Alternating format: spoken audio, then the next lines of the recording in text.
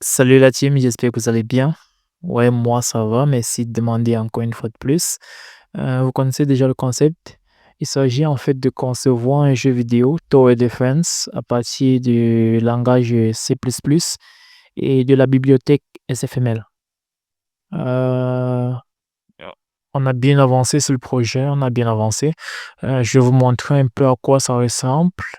Je vais vous montrer un peu à quoi ça ressemble maintenant. Où est-ce qu'on en est et tout.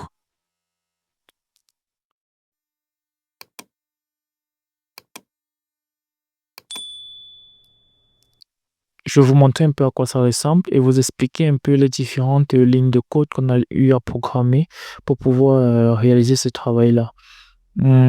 Alors là, je vais lancer la simulation. OK. Donc, vous voyez, on a un bonhomme qui se déplace. On a ce Père Noël qui attaque le bonhomme pour essayer de l'empêcher d'atteindre la tour. Il lui tire des balles dessus. Si le bonhomme civil entre dans la tour, normalement, il doit voler un trésor de la tour et ressortir pour essayer de s'échapper, tout simplement. Donc, c'est en fait ce processus-là qu'on va réaliser avec plusieurs schémas et plusieurs Père Noël qui vont essayer de tuer les bonhommes. Les bonhommes vont essayer d'arriver en masse pour entrer voler le trésor et les Père Noël vont essayer de les tuer tout simplement. Donc là, vous avez vu un peu le projet. C'est ça que ça va ressembler. Pour cela, comme vous le voyez, on a ajouté une map derrière, une map de gazon derrière. On a réalisé un chemin qui va être suivi par le bonhomme. Notre tour qui va contenir notre trésor. Le Père Noël qui est en fait le défenseur. Et on a notre bonhomme de neige qui parcourt, qui lui, c'est lui la créature, c'est lui le voleur. Notre bonhomme de neige. C'est lui qui va essayer de venir voler le trésor. Bon, là, on entre un peu dans la période de décembre, donc c'est pour cela que j'ai pensé au Père Noël et au bonhomme. Ça envoie un peu une image un peu plus festive, donc vous inquiétez pas. Donc là, je vais vous expliquer un peu le code, les différentes lignes de code qu'on a tapées en gros. Vous savez déjà, on va utiliser la bibliothèque SFML, donc le premier include, c'est SFML graphique.hpp. Vecteur pour pouvoir définir les vecteurs et tous les coordonnées. Airstream, optional, CMAT. En fait, il y a tout plein de bibliothèques comme CMAT, optional qui ne servent pas à grand chose pour le moment. Mais à chaque fois, n'hésitez pas à ajouter une bibliothèque, on ne sait jamais. Euh, donc, j'ai défini. Donc, vous voyez directement après les bibliothèques, c'est que, en fait, le projet, je l'ai conçu pas à pas. La première chose que j'ai faite, c'est d'ajouter déjà ma map. Ensuite, après ma map, j'ai essayé de tracer un chemin au-dessus de la map. Après le chemin, j'ai essayé de ressortir la tour juste au milieu du chemin.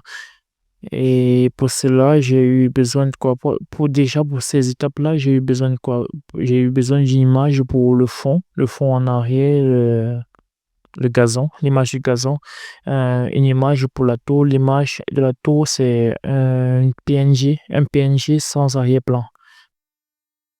Un PNG sans arrière-plan. Également, j'ai essayé de positionner mon bonhomme de neige par rapport à la trajectoire qu'il va suivre et faire en sorte qu'il puisse respecter les différents changements de trajectoire. J'ai ajouté mon Père Noël pour qu'il puisse tirer des balles sur le bonhomme de neige afin de l'empêcher d'atteindre la tour. Le Père Noël, le bonhomme de neige et la tour, ce sont des PNG sans arrière-plan. Donc là, vous voyez par exemple, dans le code, on a quoi? Projectile. Tout ça, c'est la structure qui nous permet de définir le projectile. Vous voyez, struct, bullet, c'est juste un nom que j'ai ajouté pour dire projectile. Il s'agit en fait des cercles qui, avec une rapidité de 300 mètres par seconde. Une vitesse de 300 mètres par seconde, ok. Ensuite, on a quoi? Le soldat de défense. Le soldat de défense, c'est qui? C'est le Père Noël. C'est le Père Noël, lui, on le positionne par rapport au vecteur 2F.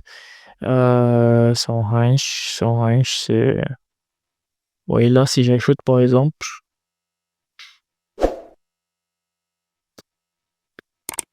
c'est la portée de tir, sa portée de tir.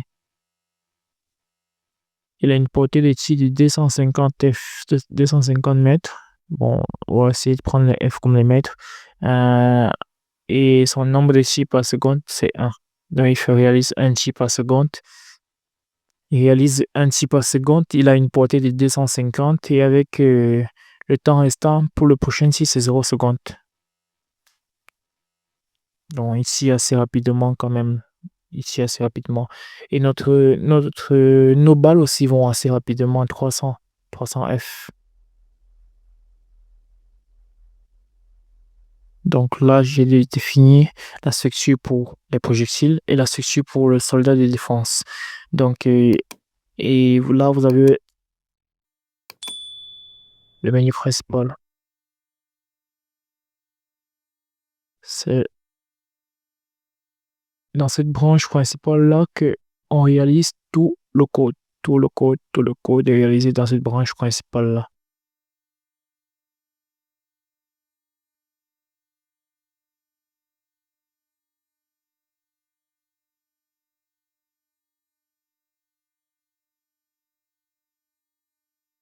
On est là dans le Hitman.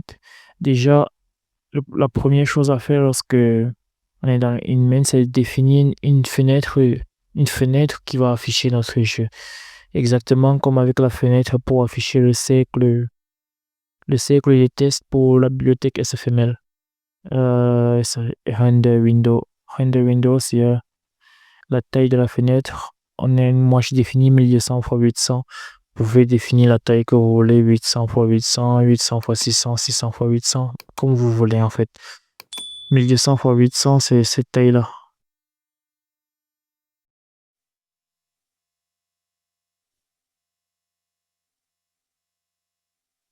Là, je lance le code, il s'exécute.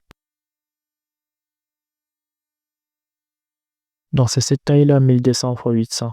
Si vous définissez 800 x 800, la taille sera beaucoup plus petite. Si vous décidez, par exemple, 2000 x 1000, je sais pas, ça sera plus grande, tout simplement. Donc, voilà. Définir la taille, on définit la structure de fond. La structure de fond, c'est l'image du gazon que vous avez vu. Pour cela, j'ai besoin de mon image en PNG. C'est cette image-là, gazon PNG. On définit sa structure et on doit définir son sprite. Donc là, vous avez la syntaxe en fait de la structure. Dans cette syntaxe-là, structure, map, texture, map, texture, ok. Et si la map texture provient du fichier gazon, donc load from file, il s'agit en fait de localiser le fichier de la map texture. Si le fichier est bien localisé, ok, ça s'affiche. Mais si ce n'est pas localisé, on aura un retour impossible de charger l'image de notre gazon, tout simplement. Et retour de -1, c'est pour quitter le programme. Et une fois que la texture est définie, on va définir son sprite en fait. Le sprite, c'est quoi? On va définir son sprite. Son sprite, c'est quoi? C'est sprite map, map texture, ok, le même nom que la texture. Voilà. Adaptation, on adapte la taille de la map. La taille de la map, on adapte à 800 x 600.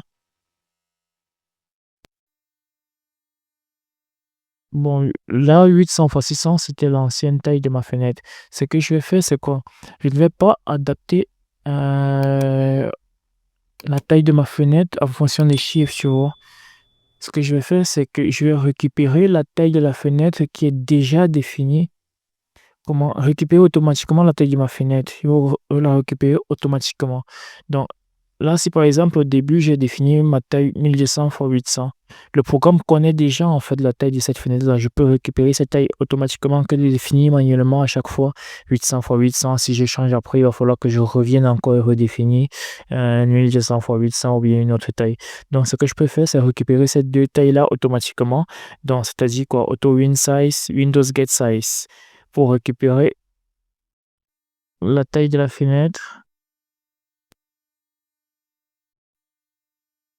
Auto win size window get size et text size map texture pour récupérer automatiquement la taille de la texture. Donc là, get size pour Windows pour récupérer la taille de la fenêtre et get size pour map texture pour récupérer la taille de la texture. Dans auto, c'est pour dire automatiquement. Oui, WinSize, c'est juste le nom de la variable. Et Windows, c'est pour dire que c'est Windows getSize pour dire que je vais récupérer la taille de Windows. GetSize map texture pour dire que je vais récupérer la taille de ma map texture tout simplement. Une fois que je récupère cette taille-là, je calcule en fait l'échelle pour créer mon vecteur des F. Là, il s'agit en fait de calculer les coordonnées suivant X ici et là suivant Y. Une fois que c'est défini, en fait, je dois centrer la map. Ma map doit être centrée par rapport à ma fenêtre. C'est ce que je fais là, je la centre. Elle est à 0, 0, tout simplement.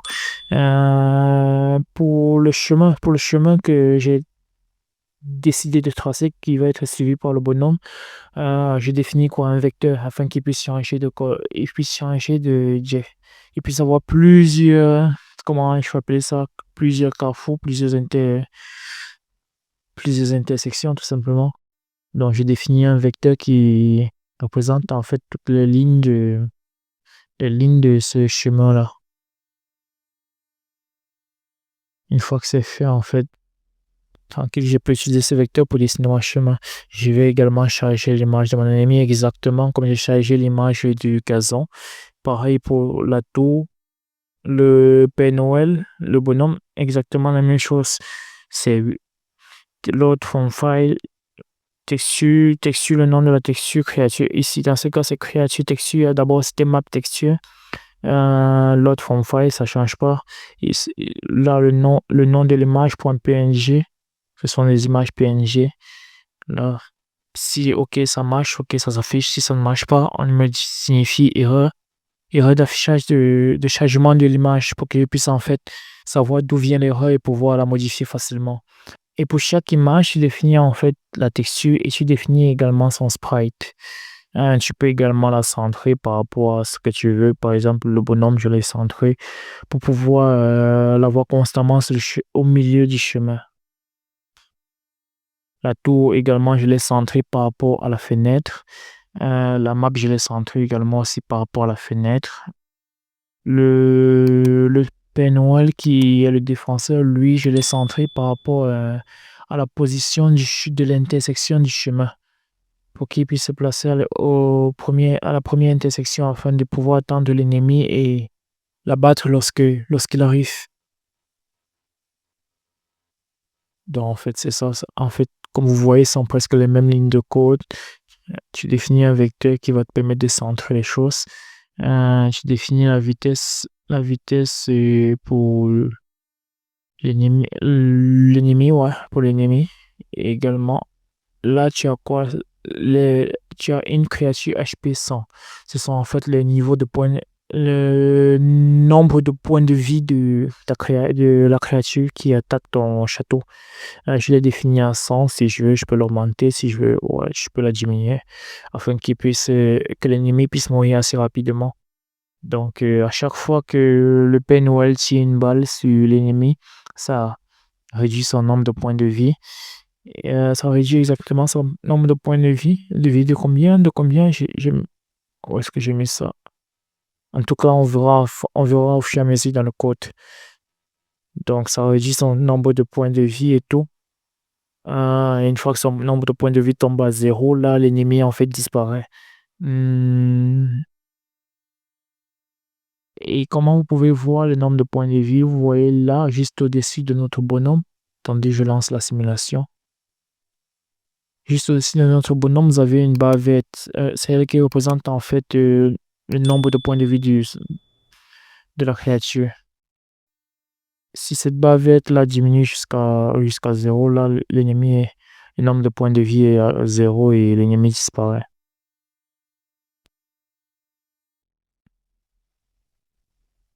Également, le soldat, c'est le Père Noël. Tu fais la même chose, tu le charges. Tu crées son sprite également. La même chose, tu le centres.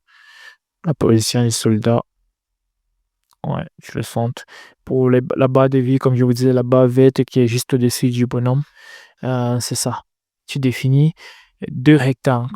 Un rectangle qui va prendre la couleur verte, qui va prendre la couleur verte pour montrer les points de vie, et un autre rectangle en arrière-plan qui prend la couleur rouge, oui, afin que lorsque le vert diminue sous le rouge, en fait, on voit la différence, on voit en fait l'écart.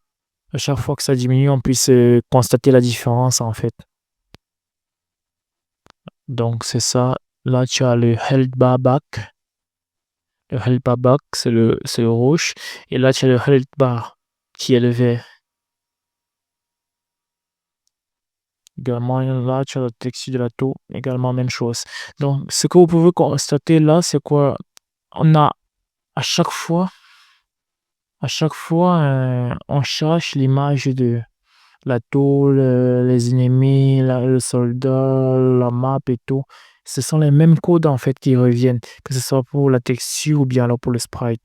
Donc, je pense que ce qu'on va faire dans la suite de notre code, c'est que on va essayer de créer un code, en cours, et le professeur, lui, il a dit, c'était un code virtuel qu'on pouvait utiliser à chaque fois, qu'on pouvait appeler à chaque fois qu'on veut réaliser l'appel d'une même fonction pour, par exemple, afficher plusieurs images qui utilisaient en fait les mêmes fonctions.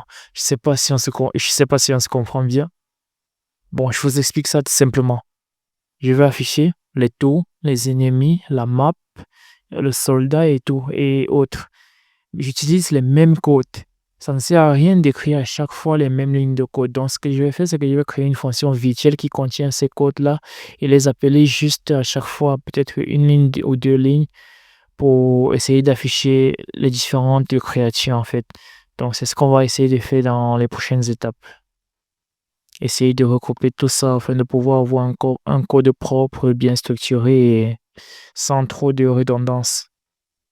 Donc, tout ce qui est redondant dans ce code-ci actuellement, on va essayer de le changer prochainement dans les prochaines vidéos. Comme vous voyez, c'est un peu ça, ça a avancé. On a bien avancé dans le projet. On a bien avancé, oui. Les balles, on a défini les balles. Les balles, par contre, c'est un peu long à expliquer. Donc, je vais faire un épisode spécialement pour vous expliquer comment. Déjà, j'ai fait pour concevoir les balles, les positionner et faire en sorte qu'elles puissent suivre déjà la trajectoire de l'ennemi à chaque fois. Donc, je vais vous expliquer ça. Et là, vous voyez, à la fin, c'est le Windows. On a toujours notre Windows Clay, notre Windows Draw. Et à la fin, on a fait quoi? On affiche quoi? On affiche les cercles, oui, les cercles pour les balles. Ouais. On affiche les soldats, on affiche la créature, on affiche la tour, on affiche la map. Donc, et il faut respecter l'ordre de superposition. Si tu veux que le soldat soit au-dessus de la map, il faut l'afficher après la map. Donc, il faut respecter un certain ordre. Et là, avec ce code-là, vous avez le code, il est disponible, déjà disponible sur mon GitHub. Vous pouvez le télécharger, l'examiner, essayer de comprendre exactement comment il fonctionne et pourquoi pas apporter des améliorations. C'est un projet sur lequel on est tous, vous et moi, sur lequel on travaille ensemble. Et voilà, voilà où on en est aujourd'hui. Comme je vous l'ai dit, je vais faire un épisode, ouais, une vidéo spécialement sur la confection de ces balles-là. Donc, n'hésitez pas à vous abonner et à suivre l'aventure. Qu'est-ce que je peux dire? Monter dans le bateau maintenant. Voilà, voilà un peu où on en est. Donc, on espère qu'on va encore énormément avancer sur le projet pour la semaine prochaine. Bon, je vais essayer de faire une vidéo où je code directement parce que là, coder et puis vous expliquer, ce n'est pas assez évident à comprendre. Donc, le prochain épisode, je pense, le prochain ou bien celui d'après, je vais essayer de faire une vidéo où je code directement pour que vous puissiez comprendre assez facilement et en même temps que moi. Donc, n'hésitez pas à vous abonner, on fera ça très bien. Alors, voilà exactement où on en est pour le moment. Je vous dis merci d'avoir suivi cette vidéo et on se dit tout simplement à la prochaine pour une prochaine vidéo et j'espère que vous avez aimé. Restez abonnés, montez dans le bateau et ciao.